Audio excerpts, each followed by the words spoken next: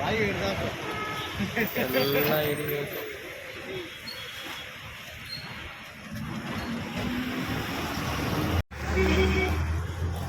ಕಟ್ಲ ಕಟ್ಲ ಕಟ್ಲ ಗೋ ಕಟ್ಲಾಯ್